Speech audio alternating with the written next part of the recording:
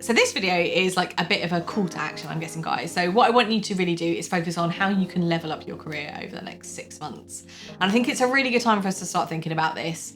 Hopefully, as I film this, fingers crossed, like we're heading out of lockdown and the pandemic in the UK, and we're kind of also heading towards autumn. And I don't know about all of you guys, but I often get that like back to school feeling, like fresh stationery, it's a brand new year, like we're good to go. And I think it's a really good time to think, okay, actually, like what do I want from my career and how can I level it up? And I'm setting you the challenge of over the next 6 months, really focusing on you, your career, like what you want, and then taking the steps to level it up. So it's gonna be a bit of a longer video, this one. We've got some stuff about like what I think is important and then how we're going to go about doing it. Yeah, settle down, get a cup of tea and let's go. So many of us have had challenges over the last 18 months when it's come to work, whether or not that's obviously like a whole changing like world, work-life balance, like managing kids, managing caring responsibilities, like work's been something we've had to fit around other kind of things. And maybe hopefully we're getting back to a bit more of normality. But I think a lot of us have had to make some compromises or some taking a step back. I know loads of people who've like taken a bit of a breather, like, and a lot of people have reconsidered like, what do we want from work? What do we want from a career? Because like this has been like a massive reset for everyone. But I think again, it's just a really good time to think about like moving forward, like what do you want? Like the past is done, like we've learned some lessons and they're really important. But actually like, how do we take it forward? How do we level up? As women, like, are you making the best decisions for yourself? Are you really like prioritizing yourself? I've had a couple of friends recently, it's a bit of aside, but I'm sure you'll enjoy it. I've had a couple of friends recently who have actually like decided to leave their relationships.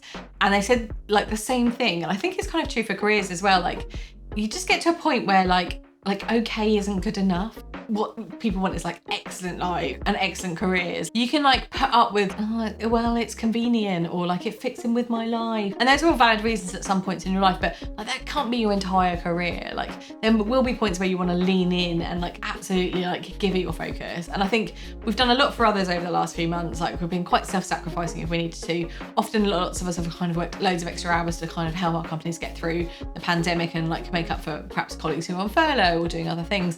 Now is like, it's the reset point. So actually like put yourself at the center of what you want from your career and really focus on what drives you. So if you're with me and you're still watching, then that's great because you're obviously like excited about this as I am.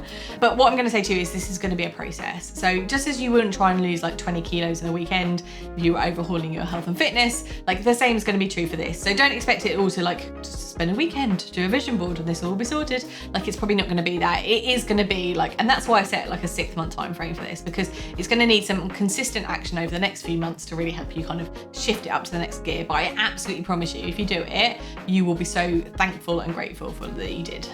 Like think about your like where you work at the moment. So they might be somewhere that only does promotions like once a year. So if you say I'm going to get promoted in the next week, then that's probably not going to be realistic. So think about the time frames that you've got, and think about like the steps that you're going to need to take to get you there. So that's why I'm saying like 6 months, which sounds like a long time, but like the time's going to pass anyway. And let's be honest, we've kind of all been in lockdown for like 18 months and that's kind of flown by in a weird like kind of way. So like the next 6 months isn't really that long and it's just going to take you through to like the next spring. So like don't worry about like, oh, but 6 months is like a really long time to worry about this or to think about it. Like the time's going to pass anyway, but if you're constructive and you're taking incremental goals and incremental actions, it is really going to add up over that time frame. Like jumping to CEO is probably like not realistic for most of us, particularly not within like the next 6 months, unless you want to start your own business, in which case you absolutely can be your own CEO and like absolutely go for that if that's what you want. But I'm talking about more about like just the milestones that you're going to need to put into place over the next few months to help you like gain some experiences, deliver some different types of projects or whatever it might be, just to help you kind of move forward. So let's think about this process as a marathon, not a sprint. Like as tempting as it is to go like all hard out of the gate, we all kind of know that we're going to run out of puff a little bit along the way. So let's kind of just like keep a nice moderate pace here, with a view that this is going to be like a 6-month long-term project, and we don't need to get everything done in the next couple of weeks.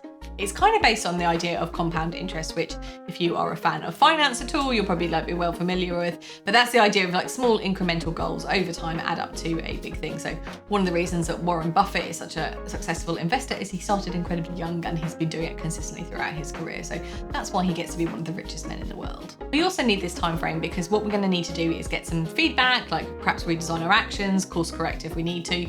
we're probably not going to get everything right straight off the bat, and it's not a straight line often in careers, or like to level up your career. It might be a bit of a wiggly line. So we're going to need that time just to give us time for the journey, but also to get that feedback, as I say, and change the actions as we need to.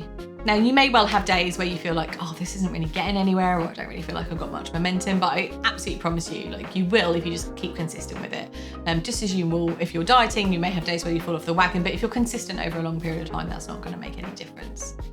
And the other thing not to worry about is if there is some sort of failure or something knocks you off course. All failure is like a different form of feedback. I mean, we all love the feedback when we've landed something perfectly or done it really well, but actually you learn more often from the things that don't go as well, or the failures that you have. So again, over 6 months, it's inevitable we're going to have some of those. So don't get disheartened if and when that happens. Actually, that's just a sign that you need to perhaps shift what you're doing or do some stuff in a different way, but ultimately going to help you get there in the long run. Right, so we've talked about the process, we've talked about how long it's going to take. What do you actually need to do to level up your career? This might seem like a weird question, but ask yourself, what would you want for your 10-year-old self or a 10-year-old child in your life? Is that what you've got in your career at the moment? Is it fulfilling all those things? Now, like when I was 10, I wanted to be a farmer, and one day I still hope to be a farmer. But in essence, obviously that's not where my career is right now. But thinking about the things that you wanted to do as a small child, but just the opportunities that you would want, are you still offering those to yourself? Or have you kind of pigeonholed yourself or put yourself in a niche where you're like, this is all I can do, this is all I can offer? Would you give that advice to your 10-year-old self? Like, I bet you wouldn't. So go back and revisit, like, what would you say to your younger self, and like, what are the opportunities that are available to you? And the other thing you can do is focus on the feelings or outcomes or experiences that you want from your work. Often we think about tasks that we have to do, or like the process of work, but actually think about what we're talking about as reward. And interestingly, like in the UK, we're quite defined by our careers. Like, it's quite common for people to ask you what you do. And we're quite kind of, it's like the defining factor, which is actually why a lot of people struggle once they retire, because kind of their identity's been largely tied to their job. But like in other countries, that's not the case. And you know, I'm a big fan of like the Scandinavians, but like what they often do is view their career as part of their portfolio of life. You know, they might be an accountant, but they're also a father, and they're canoeist and like a cyclist and all these other things. So just think about your career in terms of like, it's part of your life and it's a really important part, but it's not the sole, it shouldn't be the sole defining thing. And I think that's what's really damaging about hustle culture, is everyone just focusing on like, I've got to be working really hard, I've got to be achieving, I've got to be striving for these goals. And that's absolutely true if that's the place you're in. And actually, like, loads of these super successful people aren't very happy. So I think there's an important thing about balance, but also that you're looking for things in your career that give you positive feelings, experiences, and outcomes. Like the people who I know who earn the most are like really some of the most unhappy people with their jobs, but they feel like they've got no other options. So just think about what you're actually trying to achieve from your career.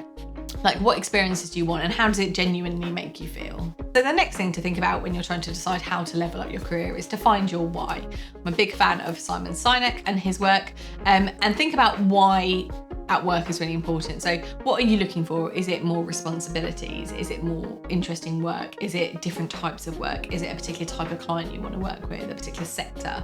Is it that you want to learn more like technical aspect of your job? Is it that you actually want to improve your networking and your communication? So think about what are the skill sets that you want, and find out why you want to do that. So that's a really important way, and that's also going to help you revisit that over the next few months, just to make sure that you're on track and you're actually going to be delivering what you want to. The second thing to do is absolutely take ownership of this.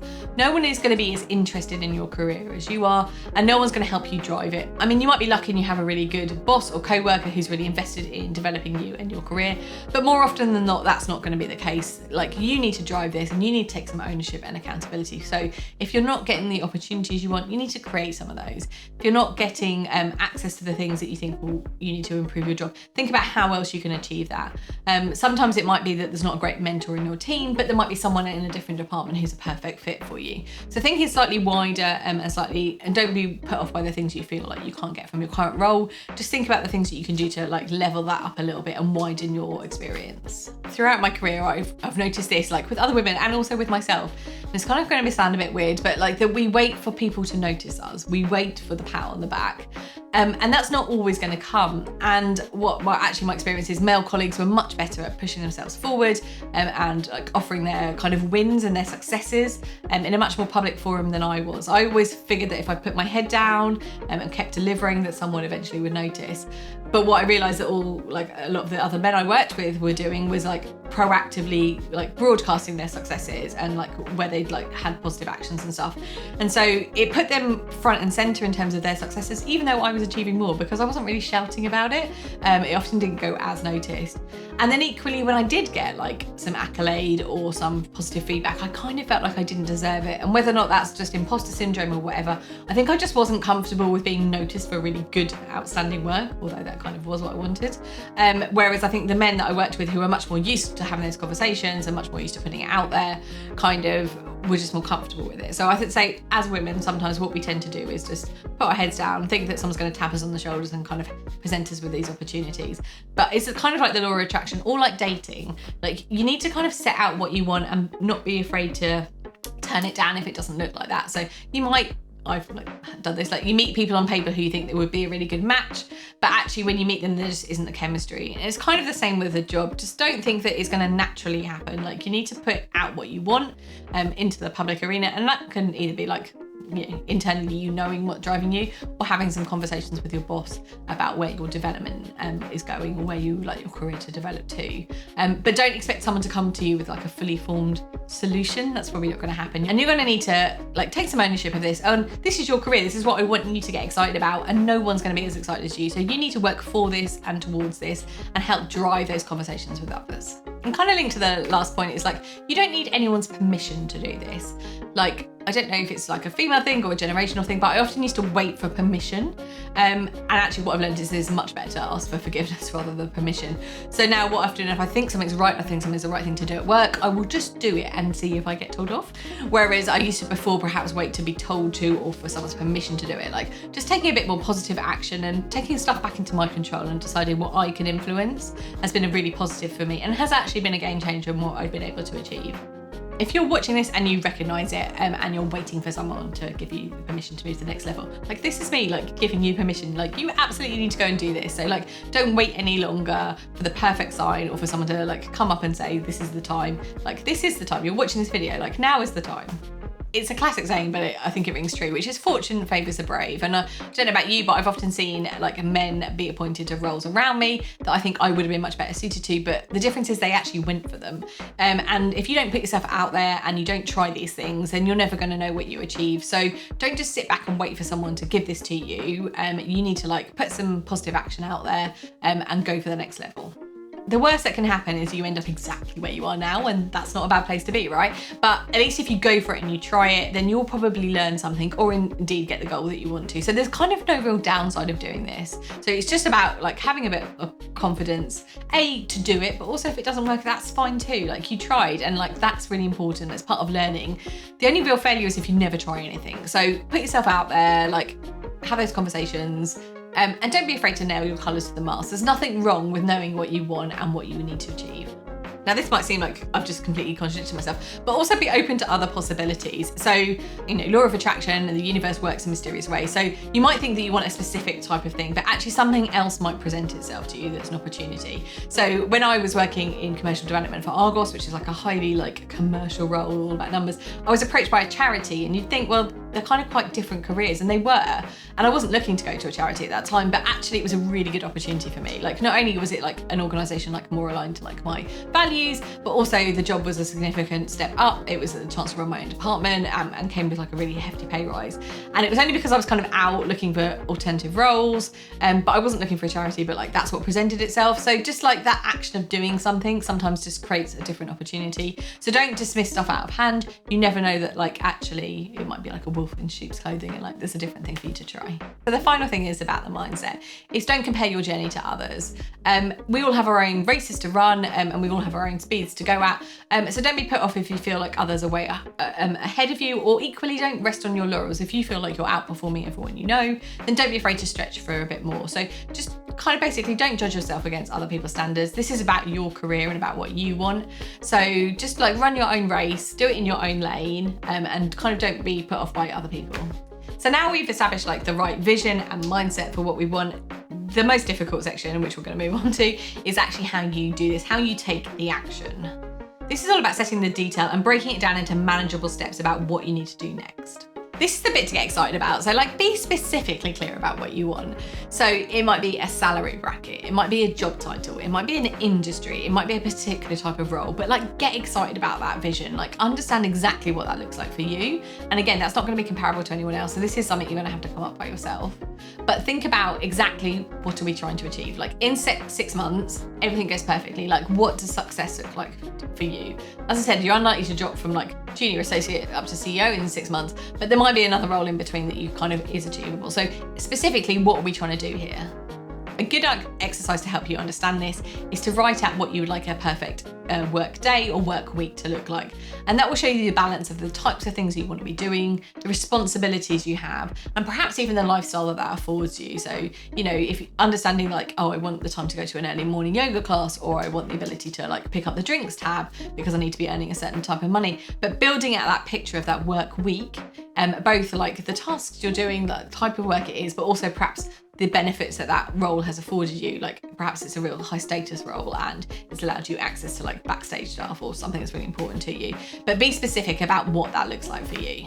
And then do a bit of a sense check, like, is this realistic? If you're someone who wants to do like yoga every lunchtime and finish at 4 o'clock, investment banking is probably not going to be the right environment for you unless you drastically like take a very big cut in your hours and therefore a big cut in your pay rise. So just sense check about like what you're actually trying to achieve, and then with your current kind of role and like industry, is that actually going to be achievable? And it may well be there is, but there are some compromises to make, and that's fine as long as you know that. But as I say, it's kind of unrealistic to think you're going to have a very like surfer lifestyle if you're working in a really corporate environment, or vice versa. So just understand exactly like, how does this match up against where I am now? So we've got the end point. What we need to do now is like work backwards from it. So if you want a promotion and you know what the job title is, you need to understand what the knowledge, skills and behaviours that you need to do that job and do that job well. Because the worst thing you can do is get promoted into a role and then not be very good at it. Even if you have been able to blag it through the interview stage, you'll quickly become unravelled, and that's not good for you, your career, like your reputation, your confidence. So making sure that you're prepared to do that job and you're ready to do it. So look at what that job might be or that industry, and understand what the key skills that you need, like what the experience is, what time do you need to have done around certain tasks to deliver that. So understanding exactly like what are the bits of the job and how do I match up against that.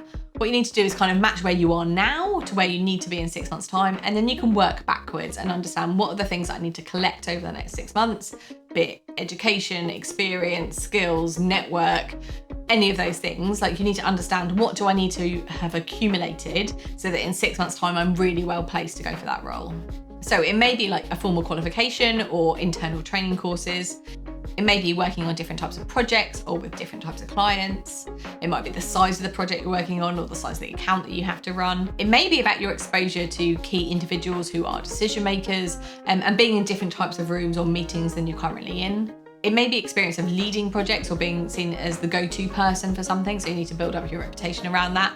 And it may well be about you helping to manage, upskill, and build out the wider team and around you and below you.